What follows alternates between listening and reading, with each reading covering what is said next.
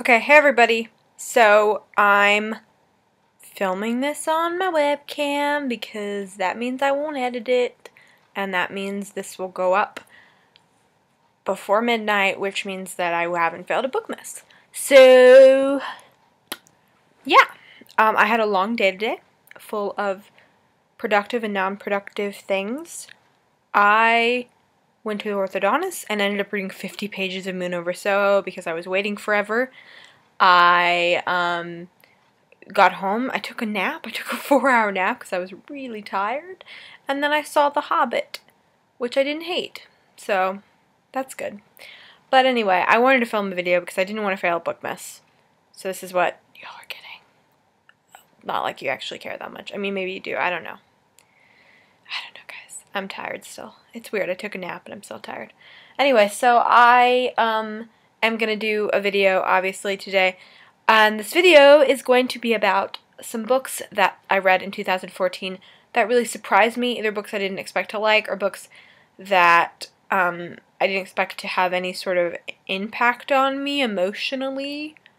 So yeah, let's just get started. The first book is Vampire Academy by Richelle Mead. Everyone has heard of this, I am sure, and it has the world's most hideous cover. I felt compelled to read this over the summer. I don't know why, I just did.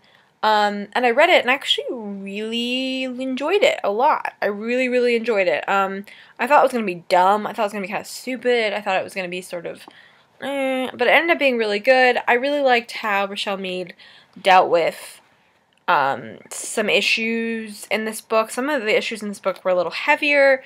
There's a character who cuts herself, and there was a lot of stuff in this book that just surprised me, and I really liked the main character, Rose. I liked the fact that she was a complete badass. I liked the fact she cursed. I liked the fact she was like, whatever, I'm gonna do me.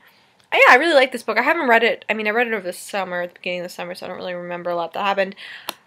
Yeah, I don't know if I'm gonna read the rest of them. I have them all because I got them really cheap at a thrift store, but this book surprised me. I didn't expect to like it, and I did. Next, sort of in a similar but not similar vein, mostly just because it's young adult, that's the similar vein, is Peregrine's Home for Peculiar Children. I know that this shouldn't surprise me because everyone loves this book. Well, not everyone, but most people do.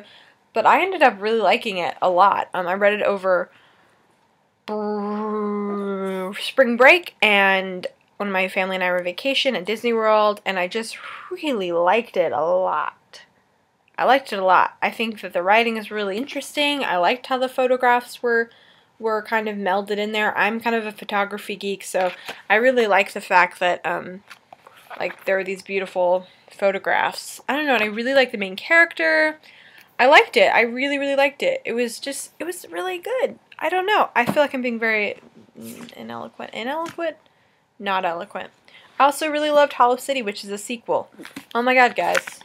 Oh my god, this book is so pretty. Oh my god. I'm really excited about the third one, but I really liked Hollow City, maybe more than Miss Peregrine's.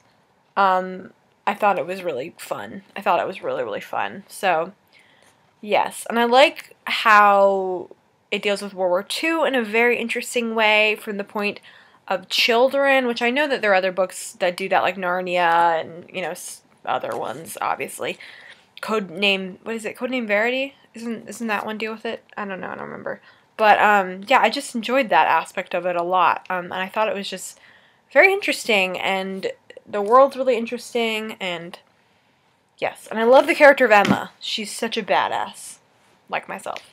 Okay, another book that really surprised me, and this shouldn't be, I don't know, this should be, like, not surprising to me, but it still was surprising, was The Absolute True Diary of a Part-Time Indian by Sherman Alexie. Again, another book a lot of people love and a lot of people think is very impactful. This book was given to me for my 18th birthday by my really dear friend Kathleen, and I just really loved this book. I mean, it made me feel so many things. I didn't cry, but I was close to it a bazillion times. And I loved Junior. I thought Junior was such an excellent character and his struggles, and it reminded me a lot of Toni Morrison in a way. Just like the class struggle, and I don't know, maybe that's the only reason why it reminds me of Toni Morrison, but god, this book is so great. And I really want to read Sherman Alexie's other works. But again, why is this surprising to me? I don't know. Maybe I just didn't think I was going to love it, but I loved it. Okay, the next three are adult nonfiction classic. So the adult book I've talked about before is Billy Me by Giovanna Fletcher. First of all, cover beautifulness. If you're someone who doesn't like chick lit, I wouldn't read Billy Me because it's very classic chick lit, although I hate that term. Billy Me is sweet, and it's not simple, but it's quick. It's really well written. She writes in a very colloquial manner, which I personally think is fun. I thought Sophie, the main character, had a really interesting development. I thought the way that female friendships were displayed or portrayed was really great, especially between Sophie and her sort of patron. I don't know what her name was, patron lady, where she works at this cake shop, and then her mom. I thought that was really beautiful, and the whole book was just very beautiful.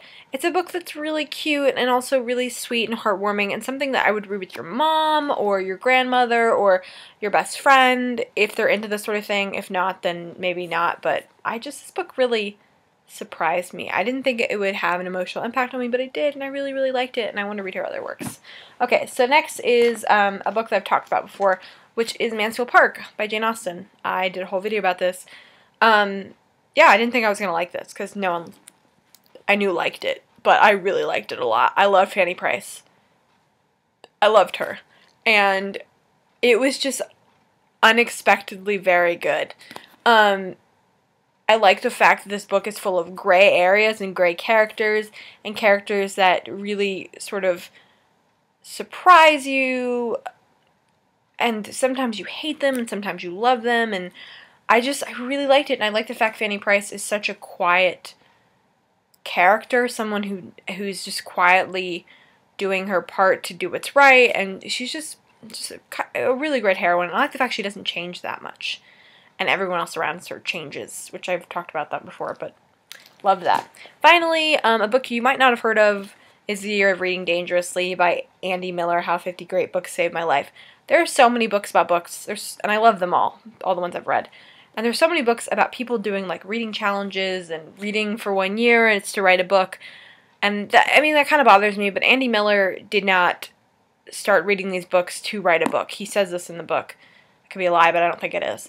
He has really unhappy with his life, and he starts to read again because life has gotten in the way, and he begins to read, and then later on he decides to write a book about that experience. This book is really impactful about talking about the importance of reading and how it can really help people in reading classics and reading big books, and had some great tips about reading classics, which is just like, seems obvious, like let the author take you where you need to go, and don't really worry about knowing everything that's going on at every point. It's just a really great book, and I would recommend this to anybody who's a reader. I really would. Andy Miller's funny, and he's smart, and the book is really great, and yeah, I would read it. Plus, it's just a very cute cover. So, anyway, that is my books that surprised me this year. Comment below and tell me about a book that surprised you, that you didn't expect to like or have any impact on you. So, have a wonderful day. We'll get back to better production quality tomorrow.